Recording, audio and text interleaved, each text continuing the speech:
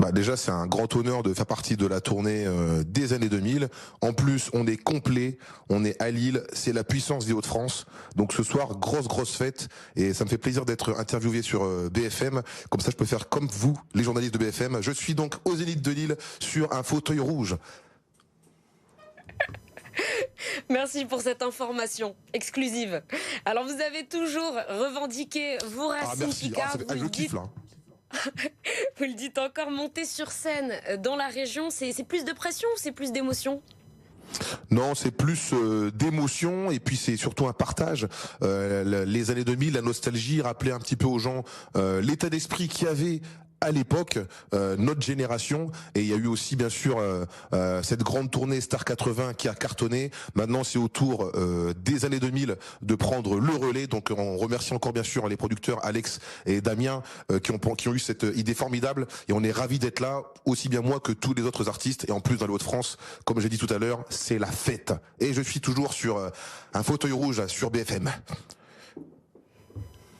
Cette tournée, vous l'avez dit, c'est un concentré de nostalgie. Les années 2000, ça représente quoi pour vous? Les années 2000, c'est quand même le boom d'Internet. Moi, je suis l'exemple parfait, hein, le premier buzz sur Internet, un mec totalement anonyme qui surgit dans les médias de par le web. Et donc, c'est vraiment on va dire qu'on est quand même la génération Internet, l'explosion du buzz, l'arrivée de YouTube, d'Instagram aujourd'hui, TikTok aujourd'hui. Mais c'est vraiment les années 2000, c'est vraiment l'accélération du processus médiatique, je dirais, voilà. Toujours en direct de Lille sur ce fauteuil rouge. Alors, je ne sais pas si ce fauteuil rouge deviendra aussi viral que votre titre en 2006, Marly Gaumont, qui est devenu, vous l'avez dit, un phénomène, avant même l'ère TikTok, une victoire de la musique l'année suivante. Est-ce que vous aviez conscience à l'époque de ce que vous étiez en train de faire, que vous alliez peut-être marquer les années 2000? Non, je me rendais pas compte que j'allais marquer ma génération. On va dire qu'à l'époque, j'étais un peu spectateur de ce qui m'arrivait. Moi, j'étais infirmier de nuit, et du jour au lendemain, en 15 jours, j'étais partout sur tous les plateaux télé. Et donc j'étais vraiment, on m'a entre guillemets, j'étais projeté dans la lumière comme un insecte, quoi. Donc je virevoltais sans trop comprendre ce qui m'arrivait, et j'ai su m'adapter au fil du temps. Voilà, maintenant j'ai fait le film Bienvenue à Marly Gaumont, j'ai eu mes émissions sur France Télévisions, là je suis dans la tournée, j'ai mes spectacles en one man show, je joue dans la série Karma sur France.tv. Voilà, je mène ma carrière depuis 20 ans maintenant en tant que producteur et artiste indépendant. Mais c'est vrai que je me suis rendu compte que j'avais marqué ma génération quand il y a eu Marly Gaumont au Guignol de l'info, la parodie. Là je me suis dit, ah quand même, hein, ah quand même. Et donc, le Camini de 2006 ne s'imaginait pas cette carrière plurielle que vous venez de citer. Est-ce qu'il y a encore des gens qui vous récitent les paroles de ce titre? Ça vous touche?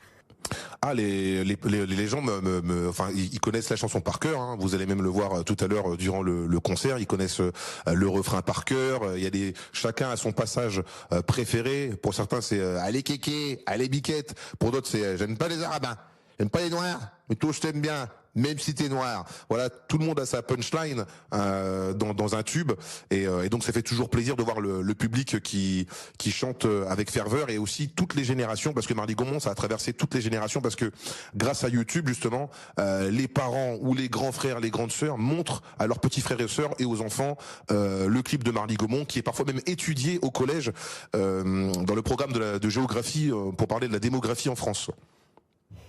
Oui, c'est sûr que le public aura sans doute changé ce soir au Zénith. Les personnes qui écoutaient cette chanson viendront peut-être aussi aujourd'hui avec leurs enfants. Et vous parlez justement du texte de Marly Gaumont, parce que dans ce texte, vous avez choisi de mettre à l'honneur la ruralité, la différence, l'intégration avec humour. Est-ce que cette chanson, elle a peut-être changé le regard sur la ruralité, sur la Picardie aussi ? En tout cas, j'ai essayé d'apporter ma pierre à l'édifice pour changer le regard sur le monde rural. Aujourd'hui, on a vu, surtout après la période Covid, que plein de gens voulaient se mettre au vert. Le Covid m'a fait réfléchir. J'ai décidé de me mettre au vert, de partir à la campagne, vers la nature. Donc voilà, la ruralité, certes, elle était parfois décriée parce qu'il fallait aller en ville, trouver du travail en ville, mais voilà, il y a eu un revirement qui fait que voilà, se mettre au vert, c'est revenu un peu à la mode aussi. Et effectivement, j'ai parlé aussi de l'intégration, qui dans les années 80, plus tu vas en arrière dans le temps en France, plus c'était compliqué en zone rurale. Mais mon père, qui était médecin du village, comme je l'ai expliqué dans le film, on a réussi entre guillemets notre intégration parce que voilà, on travaillait, on était proche des gens, et puis voilà quoi, on cherchait pas, veut dire. Entre guillemets, Ouais. voilà, on a su s'adapter à notre environnement envers et contre tout. Et le vivre ensemble, ça passe donc encore par la musique, avec une soirée comme celle-ci, I Got a Feeling. C'est ça le message aussi? Bah ça, c'est exactement. Une soirée comme I Got a Feeling peut rappeler le vivre ensemble, peut rappeler le mélange culturel, le mélange des générations, parce qu'il y a tout type de musique, tout type d'artistes, divers ethnies et religions confondues. Donc c'est aussi ça le plateau de I Got a Feeling, et c'est aussi ça qu'on retrouve dans le public de I Got a Feeling. Et donc voilà, j'espère qu'en tout cas avec ce spectacle, parce que I Got a Feeling c'est aussi un spectacle, hein, c'est pas juste des chanteurs qui enchaînent des chansons, c'est un spectacle avec une mise en scène. Et j'espère qu'à travers ce spectacle, justement, les gens vont passer des heures formidables à être ensemble, à communier ensemble, à chanter ensemble, à faire la fête ensemble. Et comme disait Pascal Obispo, Noël ensemble, ça n'a rien à voir, mais je tenais quand même à rajouter le mot ensemble, parce que c'est ça qui est important.